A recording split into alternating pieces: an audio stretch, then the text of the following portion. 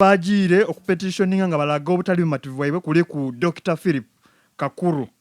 Kuli ku Siza King Mulenga oyo mwidi bulungi ekifo kya entrepreneur kya person ali ku 9. Kuli ku Mukesh Shumuk gemera muko kupozinga muko entrepreneur alivugania omukulu gwebeta Hassan basajja balaba oyo aye Hassan basajja balaba abantu bomu Eastern eno bamukoba abali kachikaka entrepreneur ya bamukoba ati mukulu ebyobugaiga byo byona biri mu Western Uganda byewasambusaku biri mu Central Uganda wife no mu Eastern ozira sente dikolayo investment otageza na kuida wano otonya Akalulu kye yakoze mubiza yakoze yalese basi munana dinedi mogoti inoni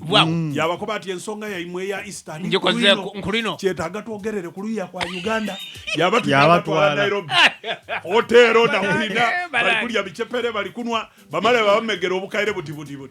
muri omwe ngagumbi omunwa so buti ekyo bwana Mulwanyi ko ni Julius ne kiriwo nti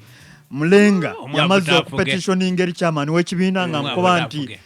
tuli kunonya ba delegate mabusogo okwogera kunabo ezira we bali tuli kunonya ba delegate mu bitundu ebisinga tibali kuboneka bali mu iwanga lya Tanzania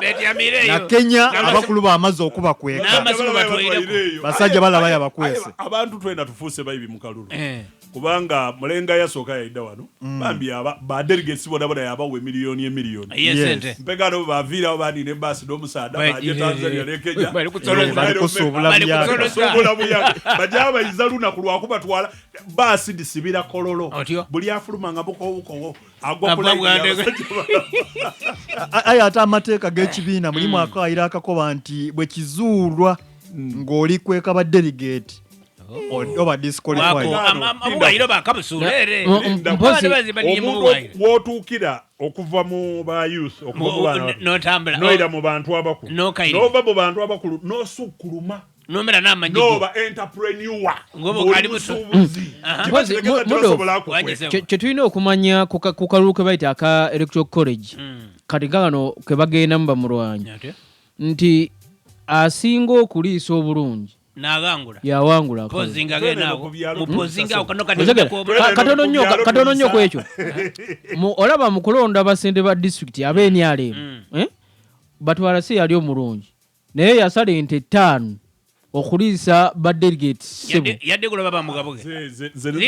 n'abalisa ne bafunda bulungi nga abatadde bafubira bali emamba ne bagenda bamulonda b'oliisa obulungi ofuna nali mu lweko bano lwa bamweta batya kalangwa yayita abantu ng'ebikumi bitano yakoba ati bananze nzira sente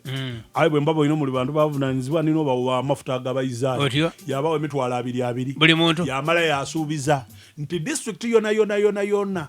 enawa opponent wange 0 nga kwegamba timulonze tujalondera mu